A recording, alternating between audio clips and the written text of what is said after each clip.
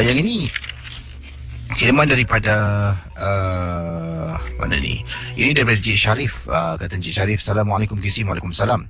Saya ingin berkongsi satu peristiwa yang saya alami. Waktu tu saya sedang memandu teksi sebagai pemandu sambilan lah. Jadi saya memandu pada waktu malam. Saya cover pemandu sepenuh masa ni yang bercuti selama 5 hari. Jadi ada 2 pemandu sambilan. Satu pemandu sambilan waktu petang, pagi sampai petang. Saya pula petang sampai malam. Dan peristiwa yang tak dapat saya lupakan ni, begini kisahnya. Apabila saya mengambil teksi daripada pemandu tersebut yang telah pun menyerahkan teksi kepada saya, mengambil teksi tu waktu tu agak lewat sedikit lah, sekitar jam 8 lebih malam. Dan teksi ni diletakkan di tempat letak kereta terbuka di kawasan Yishun. Kami berdua tinggal di Yishun.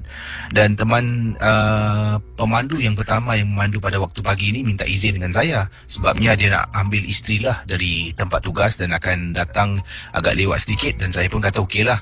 Dia datang dalam 8 lebih malam. Dan saya pun tunggulah. Bila saya menghampiri teksinya, dia pun keluar, sedang berjalan menuju ke arah saya dan sedang menyerahkan kunci teksi kepada saya. Dan dia ucapkan terima kasih pada saya. Kemudian bila dia jalan, dia balik ni seorang diri, tengah berjalan ni, dan saya tengok, kenapa pula isteri dia masih dalam teksi ni? Saya cakap dengan dia, Den, dia berhenti, dia pusing. Ada apa? Tu bini kau dalam teksi tak nak keluar. Bini aku? Bini aku dah balik lah, aku dah hantar tadi. Habis tu siapa belakang? Mana dia? Siapa apa? Tak ada apa-apa. Si Din tu jalan. Kata Encik Sharif, saya masih berdiri dan tak gerak-gerak, sedang memerhatikan dekat bahagian belakang teksi. Saya begitu yakin, Kisi, yang saya nampak ada perempuan duduk di bahagian belakang teksi. Apalah nasib aku malam ni, kata saya dalam hati. Berjalan sampai depan teksi, saya pun berdiri. Saya membaca Al-Fatihah, membaca surah Qul Huwallahu Ahad sebanyak 3 kali. Dan saya kata, Ya Allah, ya Tuhanku, lindungilah aku mencari rezeki yang halal. Amin. Buka pintu teksi, masuk, dan saya baca doa menaiki kenderaan. Alhamdulillah malam itu tidak ada apa-apa gangguan. Cuma penampakan tu, saya garanti dan yakin yang saya pernah nampak ada perempuan duduk di bahagian belakang. Mati-mati pada waktu itu saya ingatkan isteri kepada pemandu satu lagi inilah. Sebab katanya dia nak ambil isteri dahulu. Itulah kisah pengalaman saya. Terima kasih dan selamat tengah malam. Baik saudara, kisah selanjutnya ini tentang pengalaman yang ingin disampaikan dalam rancangan MG12. Ini kisah saya dah, sebabnya ada bab-bab yang saya tak boleh bacakan lah, sensitif sedikit lah. Baik, kita kembali kepada kisah Syahidah yang ketengahkan bersama dengan pasangan beliau pernah mengikuti rombongan paranormal di Singapura ini. Tak nak beritahu nama kumpulannya lah ya. Katanya bila kami ikut ni atas rekomendasi oleh seorang teman. Saya dengan suami dengan teman saya ni memang suka adventure pada waktu malam, tapi taklah adventure sampaikan kita memanggil ataupun kunjungi tempat-tempat yang betul-betul kronik, kata beliau. Setakat dalam kereta pusing-pusing lah dekat kawasan jalan-jalan yang sunyi, seperti kita gunakan laluan dekat Lim Chu Kang, kemudian kita masuk menggunakan laluan dekat New Tio, dan kita keluar dekat kawasan Kranji, pusing-pusing dekat situ-situ jugalah KC. Namun nak keluar dari kenderaan dengan torchlight jalan untuk merakamkan, tidaklah. Itu bukan yang kami inginkan lah. Tapi pada suatu hari teman saya tanya, kau nak tak ikut satu paranormal team? Tak nak lah. Jadi teman saya kata, tak adalah, ini try je lah untuk pengalaman. Tak apalah, ikut je lah. Dan akhirnya kita pergilah. Ya, setelah teman ajak beberapa kali pelawar, kita buat keputusan pergi dan kita berjumpa di satu tempat. Naik bas yang dipandu oleh seorang teman, bas kecil, iaitu bas panjang 14 seater. Dan dalam perjalanan masing-masing ni ada sedang bercakap antara satu sama lain, dan masing-masing juga ada alat-alat yang dibawa bersama. Dipendekkan cerita ya, saya tak perlu beritahu yang lain lah mungkin nanti tahu pula kumpulan mana kan. Jadi dipendekkan cerita, bila sampai di tempat yang dimaksudkan, kami terpaksa berjalan kaki masuk ke dalam sedikit. Pendengar dia, bila berjalan Rupa-rupanya mereka membawa kami ke kawasan tapak tanah perkuburan yang dah lama terbengkalai. Saya tanya suami, bang, sini ada kubur rupanya, bang. Suami giling kepala, suruh diam. Kita ikut. Jalan.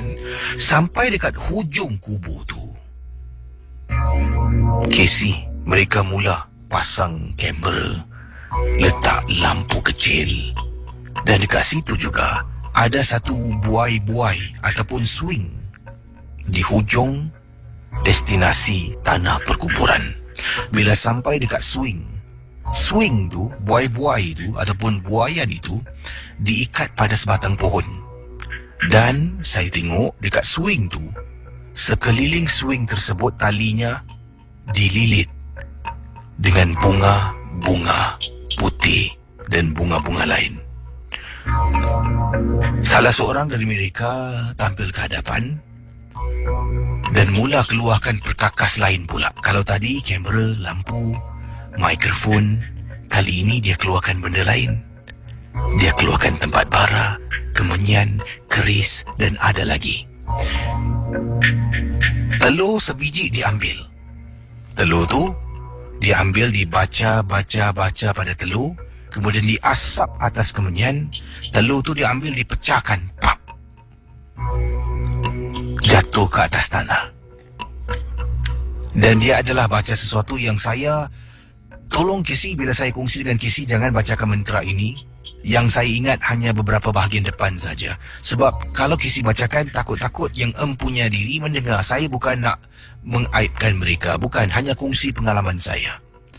Casey, dekat yang kami duduk, buaian tu langsung tidak ada angin.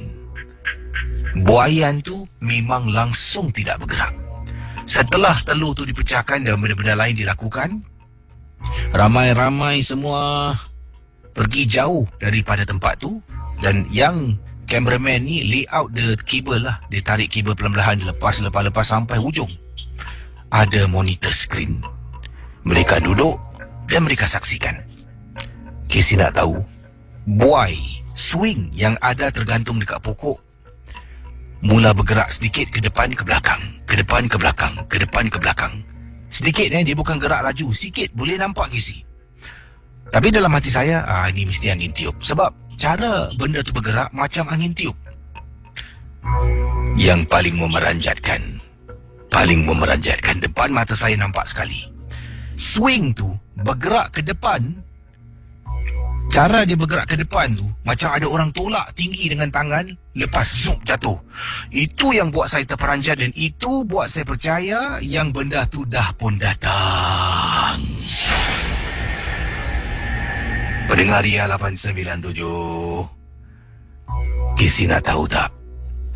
Kan ada kabel dipasang pada kamera. Kabel tu selari terus berada di CCTV monitor. CCTV monitor tu ditarik sampaikan terjatuh daripada stand. Keadaan dapat rasakan agak tegang. Orang yang memuja benda tu untuk datang dengan ramai-ramai semua kembali ke tempat itu dan mula pack barang-barang. Sebab dia dapat video footage yang diinginkan, buaian itu bergerak. Kemudian salah seorang tanya pada saya, macam mana pengalaman? Bagus. Bukan senang Bukan setiap kali kita datang boleh dapat. Tidak. Nasib kau baik. Mungkin dia suka kau kot.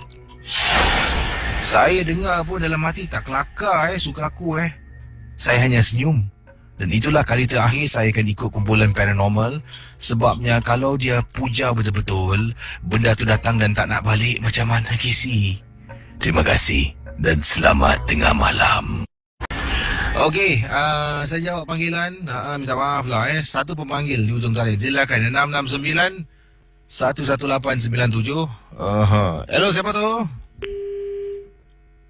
Apalah telefon 669-11897. Dipersilakan. Hello.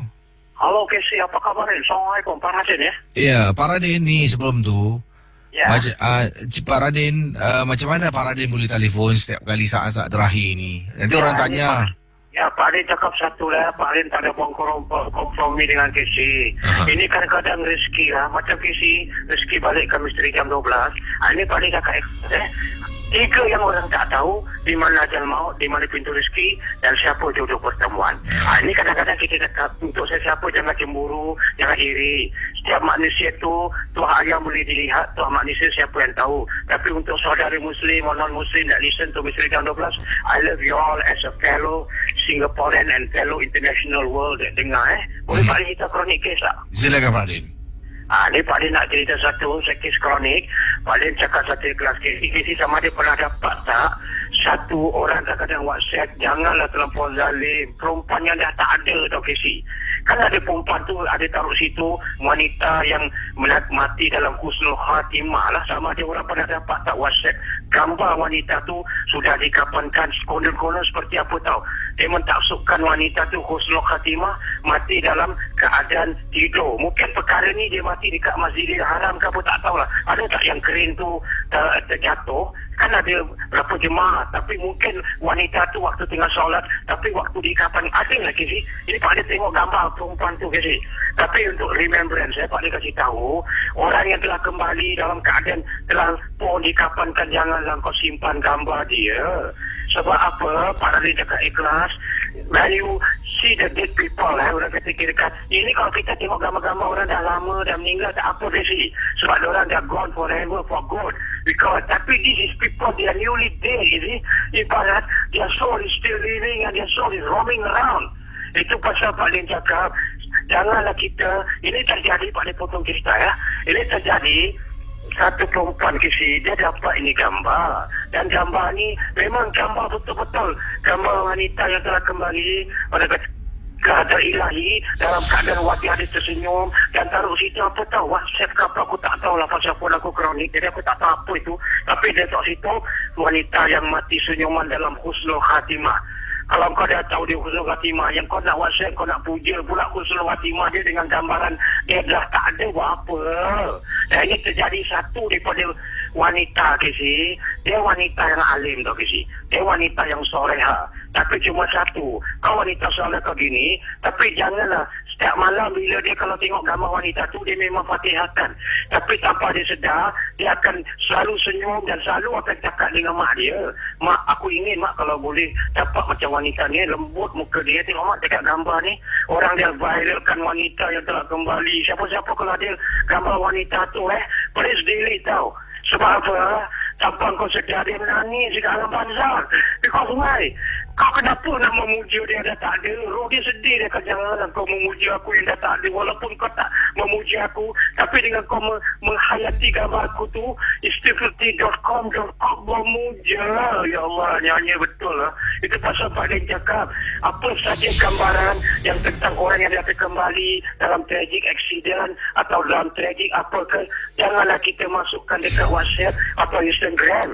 Tapi kasih tahu tak, benda-benda ni malam tak berbau. Kalau kecelakaan nak datang kita tak tahu. Terjadi kes kronik yang teramat sangat. Ini perempuan Casey, dia terlampau sangat. Orang kata kira kan, kan perempuan kan ibarat every woman kan have a different individuals of emotions punya mind split personality. Jadi apa, ini dia bukan apa Casey. Dia kalau suka malam dia suka tengok-tengok. Tapi tanpa dia sedar Casey, sama dia itu bukan wanita tu, roh karin sesat yang menyamar jadi wanita tu. Kasih tahu tak, orang yang dia meninggalkan keadaan dia tak berdosa, bukan dia datang.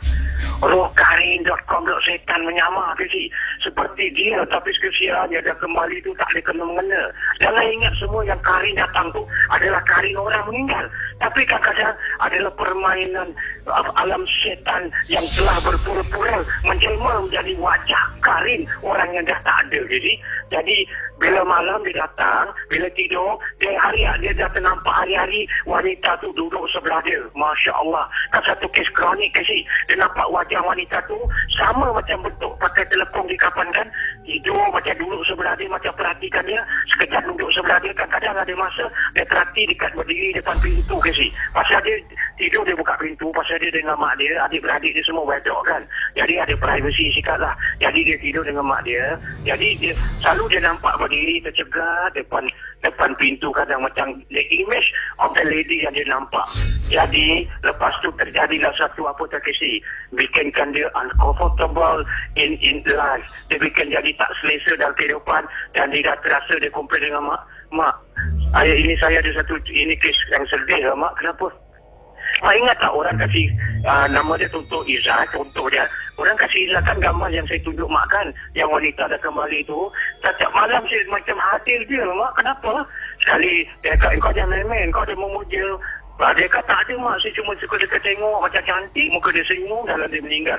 Orang dah meninggal, dia ada senyum pun. Yang kau pergi nak kes kronik, yang kau nak menjiwai sangat pasal. Biarlah dia bebas dekat alam barzakh. Yang kau nak sedih-sedih kan, kau nak pergi luar pasal. You know something or not? When you invite something, the thing will come, you see. Macam contoh, kalau orang percaya pokok tu ada hantu, satu hari setan invite hantu Plaza datang sana. Itu pasal the mind consume the body and the mind consume the feeling, you see. Itu pasal it takes a mind to control the body. Everything from the mind. Jadi wanita ni, dia memang alim. Ini, tapi kuat wanita sebagaimana lah kuat wanita, sebab mereka ni tetap yang mana perempuan, korang kaum yang lemah macam Fiza semua lah. Sebab kuat dia pun, dia perlu Casey jadi commander in charge of your marriage life. Kalau tidak, dia pun sedih tanpa Casey. Pasal Casey must really take care of her, no? She's your iron lady and she's a lady of your heart in the home. Jadi apa terjadi? Lepas tu terjadi lah. Orang kata dia tak boleh tidur gelisah, dan setiap malam hari-hari mak nampak kehadiran wajah dia. Dan hari ni dia panggil Pak Radin lah. Dia cakap dengan Pak Radin, orang kata Pak Radin, bagi tolong tak Pak Radin, anak perempuan saya ni, dia sejak saya tengok gambar WhatsApp ke Instagram ke saya tak tahulah, tapi nampak perempuan yang dah kembali, yang orang viral, dan taruh situ wanita yang meninggal dalam senyuman dengan taruh husnul khatimah. Memang orang tu husnul khatimah, dalam masyarakat husnul khatimah tu ibarat kembali yang sebaik-baiknya. Tapi janganlah. Tapi lepas tu dah terjadi, pada dia cakap fikiran dia dah .com emosi, dia cakap macam dia perasan wanita tu hadir-hadir, tengok-tengokkan dia, perhatikan dia, nampak? Kan satu kes kronik. Dan jadi akhirnya dia panggil dengan Pak Adin, dan bila Pak Adin cakap, Pak Adin mula telefon dia dululah. Mak dia kasih nombor dengan perempuan ni, dia telefon dengan Pak Adin. Kalau mak dia speaking kat Kuala London, dia kata, hello Mr. Adin, how are you sir? I know you ada buat kronik di sini. Dia kata, pasal kau? Kenapa aku dah jadi kronik dah lama, otak aku dah seringat pasal kes kronik banyak sampai otak aku pun dah seringat kronik. Jadi Pak Adin tanya dengan dia, what happened?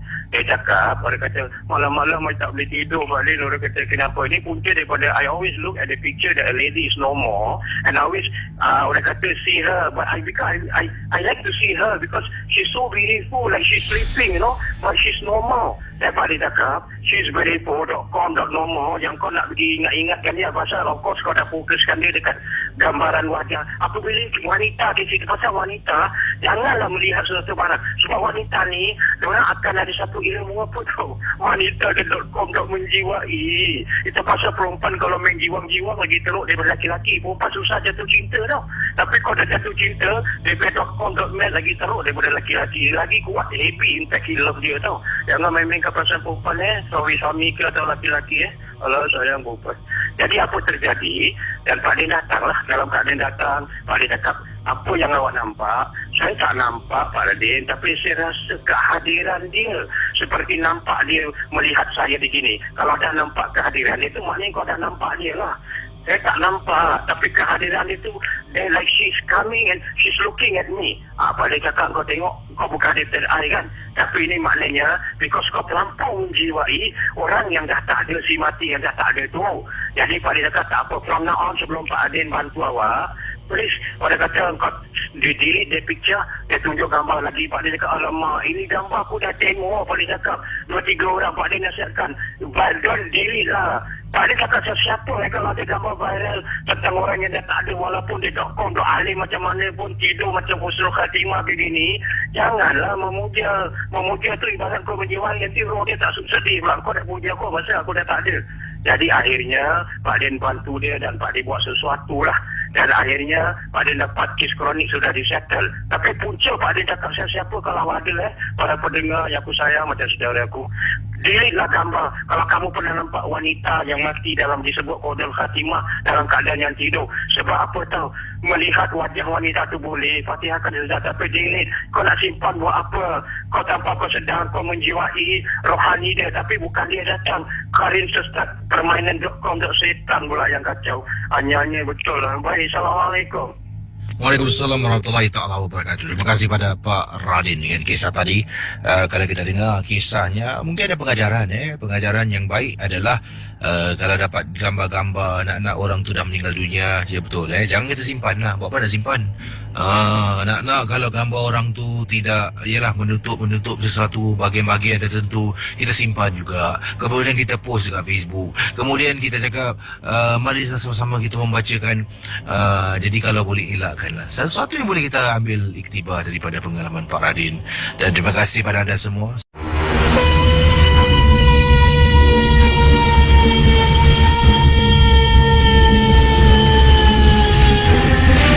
Kisah yang saya katakan tadi kiriman dari seorang pendengar yang dah pun menetap di Jepun kerana tugas. 8 tahun duduk di sana. Pengalaman yang beliau nak ceritakan, pernah menyewa sebuah apartmen. Apartmen saya tak tinggi kisi, cuma 5 tingkat saja. Saya tingkat paling atas, tingkat 5. Saya pun tak tahu jiran-jiran saya pada waktu itu. Saya pun tak tahu siapa yang tinggal di tingkat 5. Sebabnya dia bukan macam rumah-rumah flat Singapura ada tingkap, boleh tengok orang dekat dalam, kadang-kadang buka pintu, semua pintu tutup. Kalau tak silap saya, di tingkat 5 tu cuma ada 6 unit. Yang pertama, kedua, ketiga, keempat, kelima, keenam. Saya unit yang keempat. Unit yang keempat ni, rumah saya duduk ni adalah sebuah rumah sewa. Pengalaman saya katanya di sini, malam hari ketika saya sedang tidur dalam bilik, saya ni jenis yang segan sedikit lah. Jadi lampu bilik saya akan buka, nyalakan. Lampu dekat balkoni rumah, veranda rumah saya nyalakan. Lampu ruang tamu saya matikan sebab terlampau banyak sangat, nanti takut pula bil lampu naik. Jadi lampu dapur saya nyalakan. 3 lampu. Lampu balkoni, bilik dan lampu dapur. Tapi kalau lampu bilik ni saya bukan buka lampu yang utama.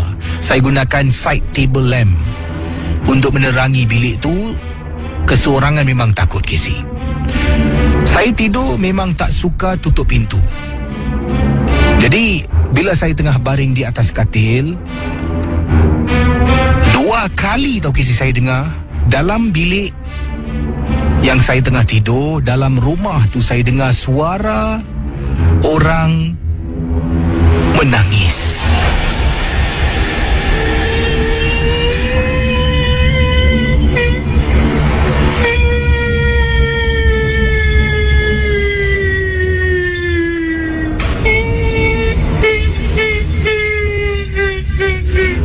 Saya cuba tidak indahkan suara yang menangis. Itu malam yang pertama. Malam yang kedua, ketiga, keempat, tidak ada apa-apa gangguan berlaku. Setelah lebih kurang seminggu lah saya duduk sana, mula ada berlaku benda-benda yang pelik.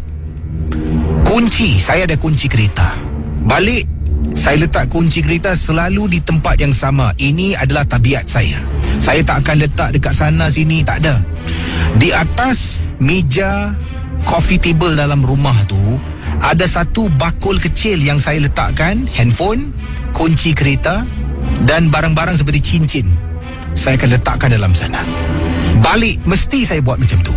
Kemudian saya akan masuk tandas, mandi, bersihkan diri. Saya akan buat makan, jamuan makan malam.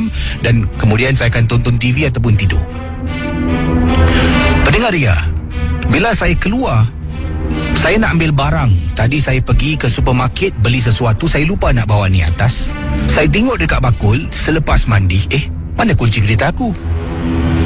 Mustahil kisi. Handphone ada dekat sana. Benda macam cincin ada dekat sana. Mana kunci kereta saya?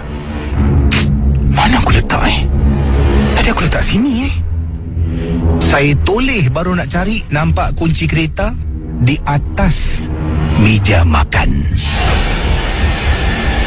Saya cuba ingat balik tau. Aku letak sana ke?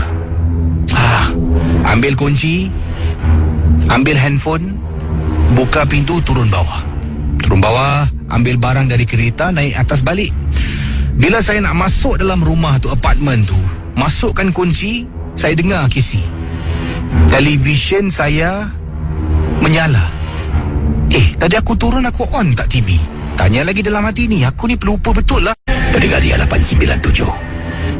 Mungkin apa yang saya nak gambarkan pada Casey, waktu tu Casey betul.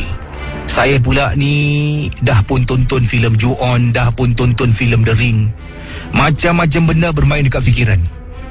Saya tolak pintu rumah, astagfirullahalazim, saya terperanjat. Sebabnya apa? Saya nampak TV menyala. Tapi TV itu menyala, saluran yang berbintik-bintik, saluran yang rosak. Kalau saya buka TV pun takkanlah saya tengok saluran rosak macam ni. Kisi lama saya di depan pintu. Kepala saya tengok bilik, tengok dapur, tengok dekat veranda, tengok ruang tamu. Takut Kisi nak masuk. Tak apalah. Masuk dalam, tutup pintu, saya buka lampu. Semua lampu yang ada dalam rumah tu saya nyalakan. Masuk dalam bilik, saya dah matikan TV. Saya buka TV pula dalam bilik. TV ruang tamu dah dimatikan. Buka TV dalam bilik, saya tonton TV sampai mata saya dah tak boleh angkat, mengantuk. Malam tu, saya nak masak pun tak jadi sebab ketakutan. Bayangkan saya berani sampaikan lapar macam tu. Beberapa hari kemudian, perkara yang paling menakutkan saya apabila saya ternampak dekat ruang tamu, di sofa rumah apartmen yang saya sewa, ada seseorang tengah duduk, Casey. Siapa pula ni? Saya pun diam. Kemudian saya bangun. Malam tu, Casey, mohon maaf, saya nak katakan di sini, barulah saya nak buka surah-surah suci dalam rumah. Bukan apa, Casey. Katanya di sini, saya takut sebenarnya. Yalah, kalau kita datang rumah yang kita tak tahu, yang kita tak ada saudara mara, yang kita tak kenal sejarah rumah tu, tahu-tahu datang kita buka surah-surah suci, mungkin akan mengganggu dan membuat benda tu marah. Sebab tu saya tak buka surah suci pada awal saya datang sewa rumah yang apartmen ni. Takut. Jadi, oleh kerana gangguan dah terlampau teruk sangat, saya bangun, saya buka surah-surah suci di ruang tamu. Yang hairan, surah sedang berkumandang menggunakan Blu-ray player yang ada dalam rumah tu. Saya pun masuk dalam bilik. Kisi suara tu ada orang perlahankan dan terus matikan. Siapa punya kerja? Saya bangun lagi. Saya beranikan diri tunjukkan yang saya memang tak takut. Padahal takut, Casey. Pergi depan, buka lagi suara, saya duduk dekat ruang tamu. Sambil tu saya main handphone. Untuk hilangkan rasa takut, saya pun video call ahli keluarga saya. Yang jawab panggilan adik saya. Kemudian dia panggil ibu saya. Tengah berbual video call dengan ibu saya. Kau sewa rumah dengan siapa? Seorang je lah. Seorang? Habis malam ni kau tidur dengan kawan kau lah. Kawan? Mana ada kawan? Tu kat belakang, yang dekat dapur kau tu siapa? Saya terdiam. Oleh kerana kawan kerja.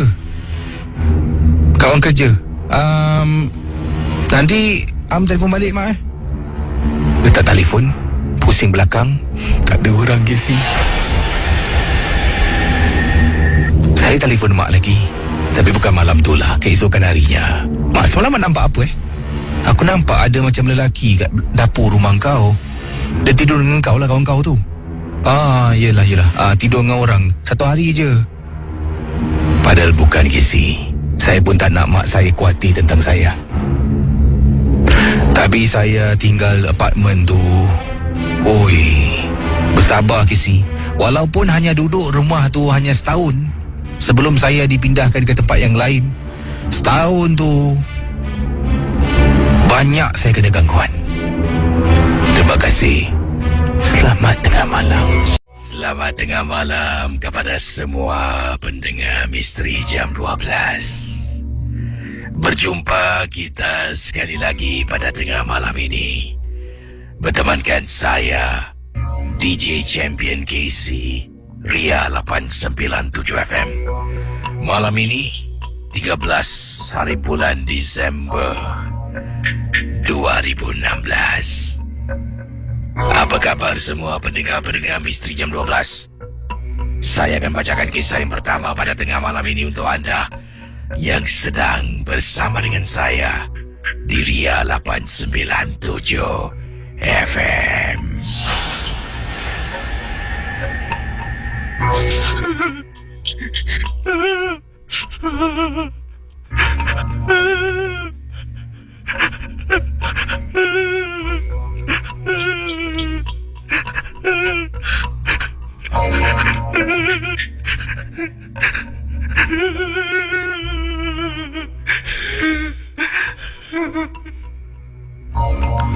Sudahlah.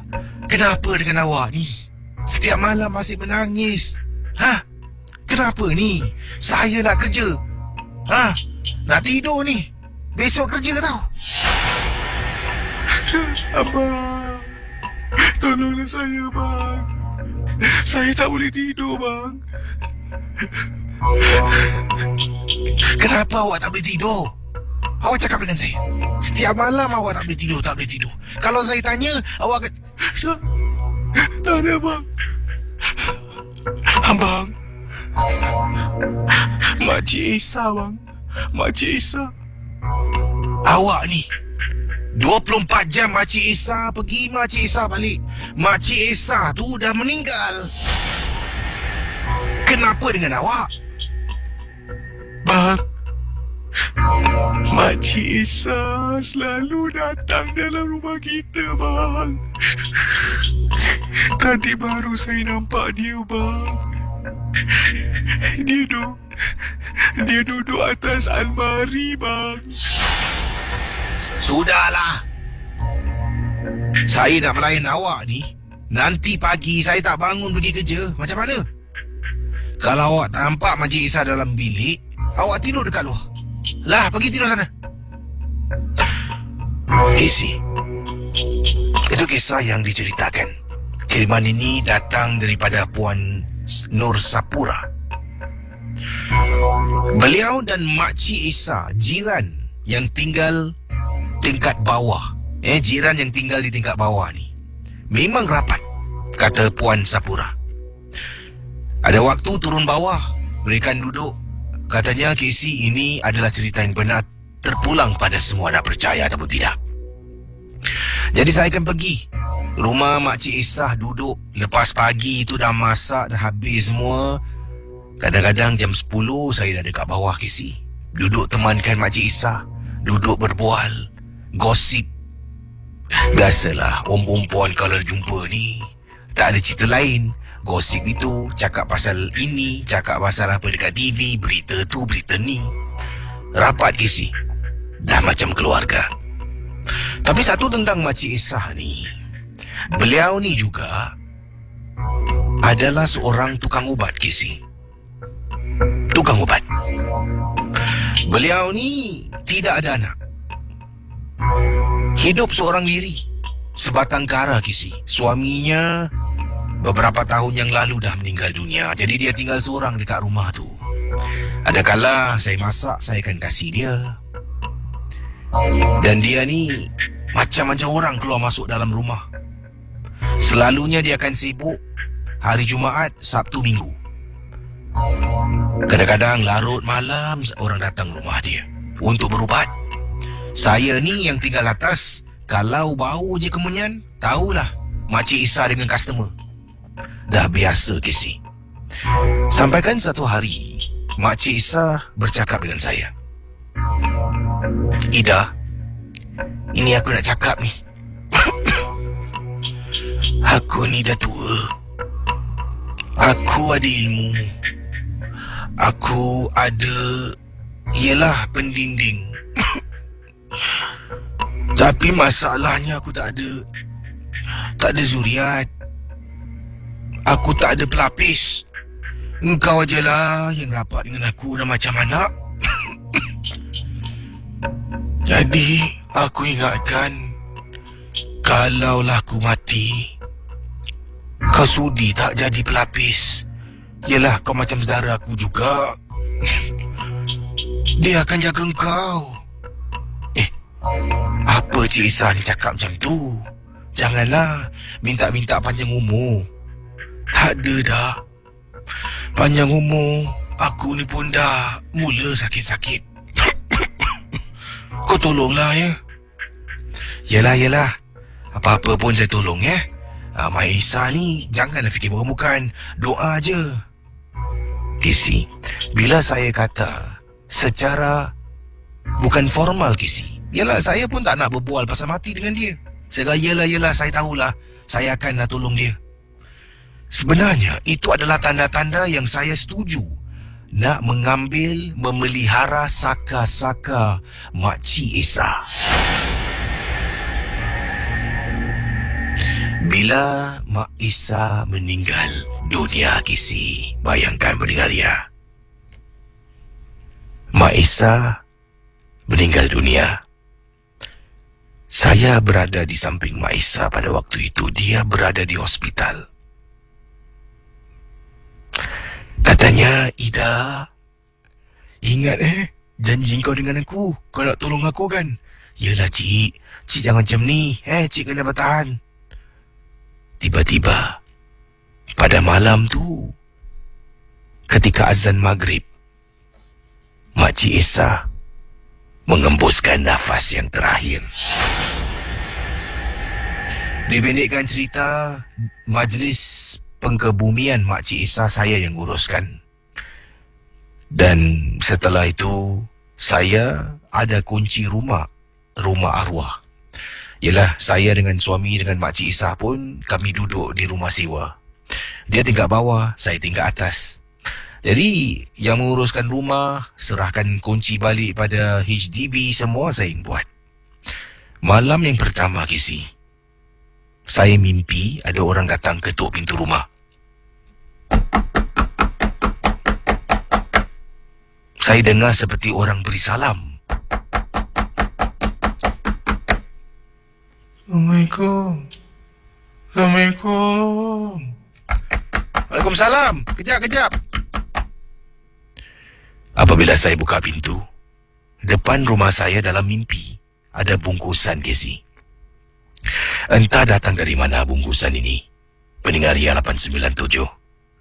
Selepas saya mengambil bungkusan tu dalam mimpi, masuk ke dalam rumah, letak atas meja makan. Saya tunggu suami balik nak tunjukkan pada suami. Rupa-rupanya saya bangun dari tidur, saya bermimpi. Dan selepas malam itulah, dalam rumah saya, Kisi, saya nampak susuk tubuh Makcik Isa datang dengan berkafan. Saya nampak kadang-kadang ada perempuan, Kisi. 3 orang perempuan rambut panjang sangat tengah duduk dekat ruang tamu rumah saya. Kadang-kadang dia sebut nama saya ketika saya tidur. Ida. Saya pernah beritahu suami banyak kali, suami tak percaya. Sampailah ke saat ini, saya takut nak duduk dalam rumah. Kadang-kadang saya cari alasan tak nak balik, duduk rumah anak saya. Bagaimana Kisi nak buat suami saya percaya? Dia langsung tak ambil kisah. Katanya saya ni terlampau ikutkan emosi sangat. Entahlah, kadang-kadang nak doa yang dia pun nampak juga, baru dia percaya. Terima kasih dan juga selamat tengah malam semua. Misteri Jam 12 Ria 897 FM. Awal tadi telah pun anda dengar kisah daripada pengirim kita yang berkongsi, yang mana suami buat dak Adakah mungkin anda seorang suami yang sering kali bila isteri kata takut, anda akan cakap, alah, tak ada benda lah ni. Awak ni kau perasaan lah. Tak ada benda lah. Jangan anda biarkan perasaan isteri yang takut tu begitu saja, malah harus anda berikan perhatian, saudara. Ya, khususnya untuk kaum adam, kaum bapa ataupun untuk abang-abang yang ada adik perempuan yang takut. Kadang-kadang perasaan ini bukan saja perasaan, malah ia mungkin adalah gangguan yang sebenar yang anda mungkin tak nampak. Bukan bermakna anda tak nampak, anda tak boleh percaya. Seperti angin. Angin tu wujud, udara tu wujud. Kita tak nampak, tapi kita tahu dia wujud. Jadi saudara, berhati-hatilah. Selamat tengah malam kepada pendengar Misteri Jam 12. Pengalaman yang pertama yang ingin saya bacakan kepada anda semua, ini adalah peristiwa dikirimkan oleh Encik Omar Safri. Saya adalah seorang pemandu Uber.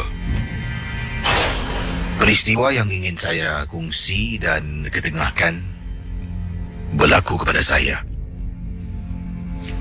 ketika saya mendapat tempahan. Tempahan ini dibuat di kawasan Bukit Batok. Saya memandu ke destinasi yang telah pun ditetapkan melalui booking ataupun tempahan. Bila sampai, saya telah pun menghubungi orang yang telah pun menempah kenderaan saya. Jadi orang tu mengangkat panggilan. Katanya, tunggu sekejap boleh? Dia cakap dalam bahasa Inggeris, adalah orang Melayu tetapi cakap dalam bahasa Inggeris kepada saya. Dia akan turun dalam masa 2 minit. Saya pun kata padanya, okey, jangan lambat Jadi sementara sedang saya tunggu, saya pun keluar dari kenderaan, hidupkan sebatang rokok dan sedang nak isap rokok. Sedang saya isap rokok di luar kereta saya. Saya melihat keadaan kawasan perumahan di Bukit Batok ini sunyi dan sepi. Ini adalah sebuah kawasan perumahan mansionette, rumah flat 2 tingkat. Seram. Rumah-rumah kawasan ni macam tak ada orang gitu. Padahal waktu itu baru jam 11 lebih malam. Saya ni dah pandu macam-macam kawasan di Singapura, KC. Lazimnya rumah-rumah orang berada ni lah. Rumah-rumah seperti mansionette, rumah-rumah estate perumahan eksekutif.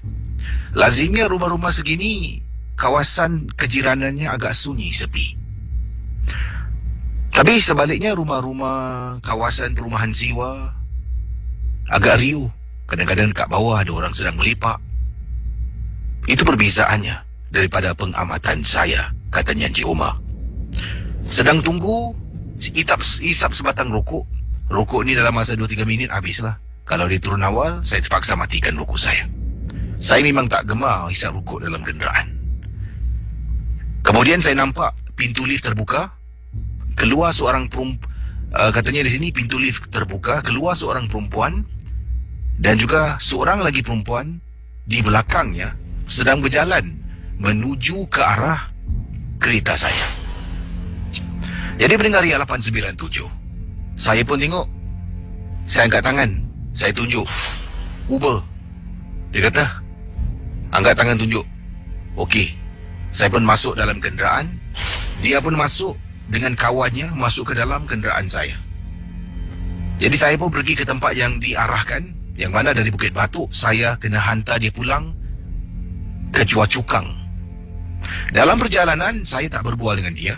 Dia sibuk bermain dengan handphone. Tapi yang hairan, dia pun tidak berbual dengan kawan yang duduk di sebelahnya. Saya teruskan perjalanan. Akhirnya sampai ke destinasi di kolong blok rumahnya, iaitu di kawasan Chua Chu Kang. Dia pun turun dari kenderaan, berurusan melalui pembayaran online, KC. Jadi dia turun dari kenderaan, kawan dia seorang masih dekat belakang ni. Sorry saya tak boleh hantar 2 tempat Kalau nak kena book lagi. Saya kata pada penumpang dekat belakang. Tak jawab lah. Saya pun keluar. Miss. Kata Encik Omar. Ya bang. Kawan awak ni macam mana? Saya tak boleh hantar dia balik tau. Kawan saya? Saya seorang bang. Saya pun menjenguk dekat dalam teksi, tempat duduk belakang.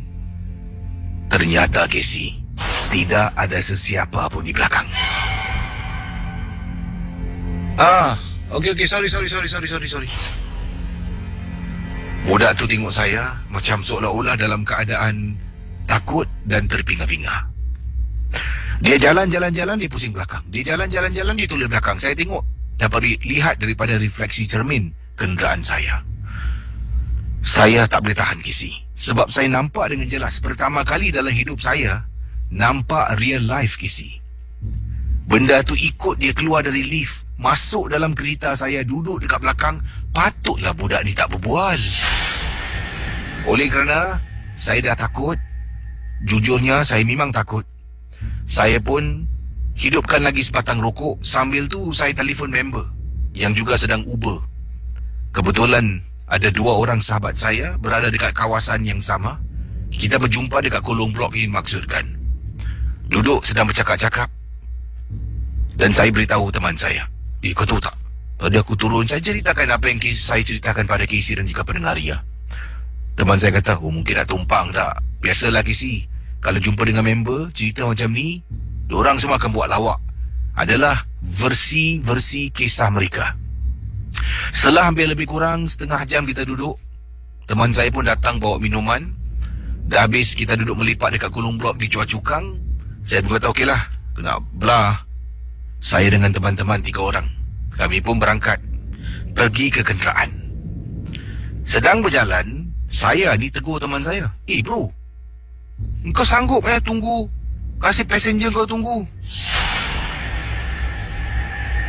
Tak kelakar lah.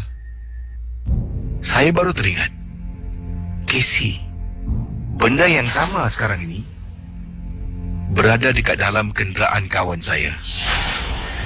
Tak adalah aku main-main lah, kata saya pada kawan saya.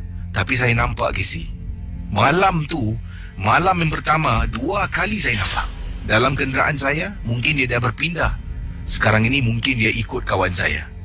Saya tak tahu apa terjadi selepas itu, tapi yang saya tahu, dia tak ikut saya ke mana-mana. Terima kasih dan selamat tengah malam.